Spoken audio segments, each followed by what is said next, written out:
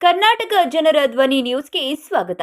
ನದಾಫ್ ಪಿಂಜಾರ್ ಸಂಸ್ಥಾ ವತಿಯಿಂದ SSLC PUC ವಿದ್ಯಾರ್ಥಿನಿಯರಿಗೆ ಬಾಗಲಕೋಟೆ ಜಿಲ್ಲಾ ತಾಲೂಕು ವತಿಯಿಂದ ಎಲ್ಲ ತಾಲೂಕು ವಿದ್ಯಾರ್ಥಿನಿಯರಿಗೆ ಶಿಕ್ಷಣ ರಾಜ್ಯ ಅಧ್ಯಕ್ಷರಿಂದ ವಿದ್ಯಾರ್ಥಿನಿಯರಿಗೆ ಪ್ರತಿಭಾ ಪುರಸ್ಕಾರ ನದಾಫ್ ಪಿಂಜಾರ್ ಸಂಸ್ಥೆ ವತಿಯಿಂದ ಮಾಡಲಾಯಿತು.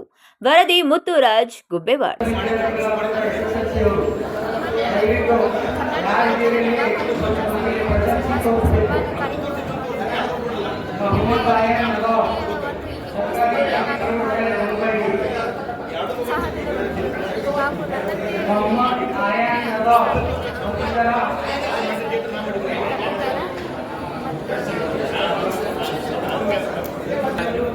ನನ್ನ ಹೆಸರು ರೇಷ್ಮಾ ಪೂಜಾರ. ನಾನು ಬಾಗಲಕೋಟೆ ಜಿಲ್ಲೆಯ ಬಾಗಲಕೋಟೆ ತಾಲೂಕಿನ ಮಂತ್ರಿ ಗ್ರಾಮದಿಂದ ಬಂದಿದ್ದೇನೆ.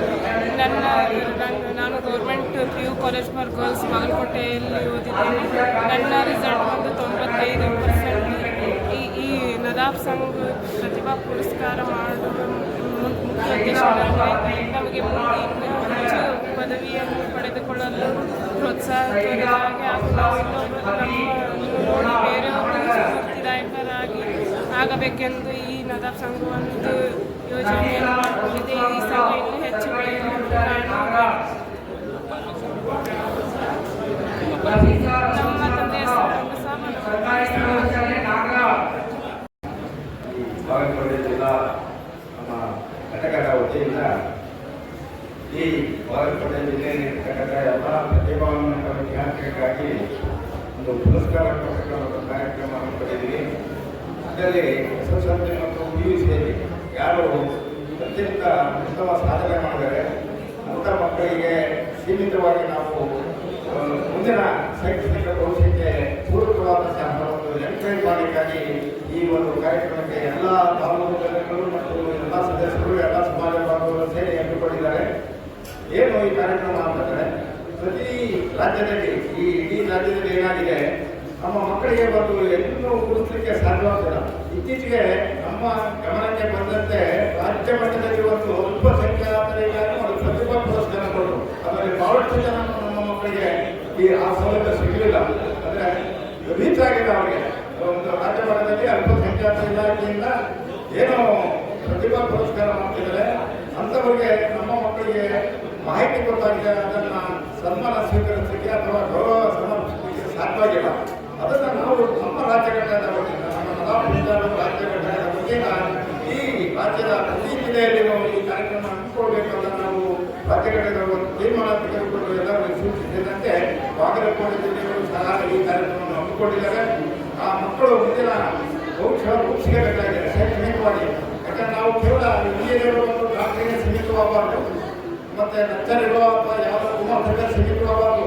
ನಮ್ಮ ಮಕ್ಕಳು ಮುಂದೆ ಸ್ಪರ್ಧಾತ್ಮಕ ಪರೀಕ್ಷೆಯಲ್ಲಿ ಮುಂದುವರೆದು ರಾಜ್ಯ ಮಟ್ಟದಲ್ಲಿ ರಾಷ್ಟ್ರ ಮಟ್ಟದಲ್ಲಿ ರೂಪಿಸಿಕೊಳ್ತಕ್ಕಂಥ ಸನ್ನಿವೇಶ ಉದ್ಭವವಾದಾಗ ಮಾತ್ರ ನಮ್ಮ ಸಮಾಜದ ಇಡೀ ಭವಿಷ್ಯಕ್ಕೆ ಒಂದು ಉತ್ತಮವಾದ ಬೆಳವಣಿಗೆ ನಡೆಯುತ್ತೆ ಅಂತಕ್ಕಂಥ ಒಂದು ಅಭಿಪ್ರಾಯದೊಂದಿಗೆ ಮಕ್ಕಳಿಗೂ ಸಹ ಈ ಸಂದರ್ಭದಲ್ಲಿ ನಾನು ಹೇಳಲಿಕ್ಕೆ ಇಷ್ಟಪಡ್ತೀನಿ.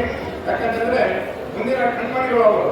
ಇವತ್ತು ನಮ್ಮ ಏನಾದರೂ ನಾವು ಮುಂದೆ ಭವಿಷ್ಯದಲ್ಲಿ ಉತ್ತಮವಾದ ಒಂದು ಸ್ಥಾನ ಗಳಿಸಬೇಕಾದ್ರೆ, ನಮ್ಮನ್ನು ಗುರುತಿಸಬೇಕಾದ್ರೆ ಶಿಕ್ಷಣವೇ ಮುಖ್ಯವಾಗಿರಬೇಕಾಗಿದೆ. ಆ ಶಿಕ್ಷಣ ನಮ್ಮ ಮಕ್ಕಳ ಮೂಲಕ ನಾವು ಪ್ರತಿಭೆಯನ್ನು ಗುರುತಿಸಬೇಕಾಗಿದೆ. ಅವರ ಶಕ್ತಿಯನ್ನು ನಾವು ತಿಳ್ಬೇಕು. ಎಲ್ಲರೂ ಅವರಿಗೆ ಮನವರಿಕೆ ಮಾಡಿಕೊಳ್ಬೇಕಾಗಿದೆ. ಬರೀ ಬಾಲಕಿಯರು ಅಷ್ಟೇ ಅಲ್ಲ, ಬಾಲಕರು ಸಹ ನಾವು ಮುಂದುವರಬೇಕಾಗಿದೆ. ಈ ನಿಟ್ಟಿನಲ್ಲಿ ನಾವು ನಮ್ಮ ಸಮಾಜದ ರಾಜ್ಯಗಳ ವತಿಯಿಂದ ಪ್ರತಿ ವರ್ಷ 20 PU ವಿದ್ಯಾರ್ಥಿಗಳಿಗೆ ಉಚಿತವಾದ ಶಿಕ್ಷಣವನ್ನು ನಾವು ಕೊಡ್ತಾ ಇದ್ದೀವಿ. ಅದು ಸಹ ಎಷ್ಟೋ ರಾಜ್ಯದಲ್ಲಿ ಬೇರೆ ಬೇರೆ ಕಡೆ ತಲುಪಿಲ್ಲ ಅಂತ ನನಗೆ ಅನಿಸುತ್ತೆ. ಆ ತಲುಪಿದ ನಂತರ ಇನ್ನೂ ಹೆಚ್ಚಿನ ಪ್ರಮಾಣದಲ್ಲಿ ಮಕ್ಕಳನ್ನು ನಾವು ಉಚಿತವಾಗಿ ಶಿಕ್ಷಣ ಕೊಡುವುದು ಅಲ್ಲದೆ, ಈಗ ಮೆಡಿಕಲ್ ಹೋಗ್ತಾ ಇದ್ದಾರೆ, ಇಂಜಿನಿಯರ್ ಹೋಗ್ತಿದ್ದಾರೆ, ಬಡ ಮಕ್ಕಳಿದ್ದಾರೆ, ಅವರಿಗೂ ಸಹ ನಮ್ಮ ರಾಜ್ಯ ಮಟ್ಟದಿಂದ ಶೈಕ್ಷಣಿಕ ಒಂದು ವ್ಯವಸ್ಥೆಗೆ ಏನು ಸಹಾಯಧನ ಅಂತ ನೀಡ್ತಾ ಇದ್ವಿ. ಅದನ್ನು ಸಹ ಸುಮಾರು ಈಗಾಗಲೇ ಕಳೆದ 5 ವರ್ಷದಿಂದ 20 ಲಕ್ಷ ರೂಪಾಯಿನ ಈಗಾಗಲೇ ಸಹಾಯಧನ ನೀಡಿದೆ. ಎಷ್ಟೋ ಜನಕ್ಕೆ ನಮಗೆ ಗೊತ್ತೇ ಇಲ್ಲ. ಆದರೆ ಗೊತ್ತಿದ್ರೆ ಅದನ್ನು ಕೊಂಡ್ಕೊಳ್ಳಿಕ್ಕೆ ಆಗ್ತಾ ಇಲ್ಲ. ಯಾಕಂದರೆ ನಮ್ಮ ಸಾಮಾನ್ಯ ಜನರಿಗೆ ಅದು ತಲುಪಲಿಕ್ಕೆ ಮಾಹಿತಿ ಲಭ್ಯವಾದ ಕೊರತೆ ಇದೆ. ಈ ನಿಟ್ಟಿನಲ್ಲಿ ಇಡೀ ರಾಜ್ಯದಲ್ಲಿ ಬರೀ ವಿದ್ಯಾರ್ಥಿಗಳಾಗೋದು ಮುಂದೆ ಬರ್ತಾ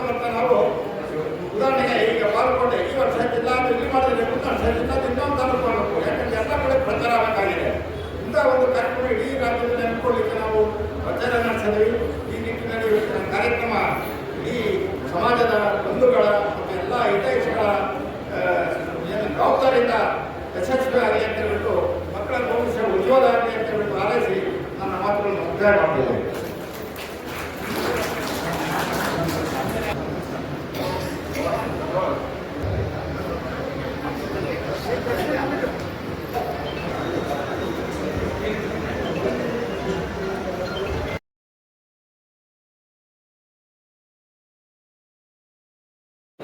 ನಾನು ಕರ್ನಾಟಕ ರಾಜ್ಯ ಸಂಘದ ರಾಜ್ಯ ಕಾರ್ಯಕಾರಿ ಮಂಡಳಿಯ ಸದಸ್ಯರಾಗಿದ್ದು ನನ್ನ ಅಂತ ಇದೆ. ಈಗ ನಮ್ಮ ಸಮಾರಂಭವನ್ನು ಹಮ್ಮಿಕೊಂಡಿದ್ದೇವೆ.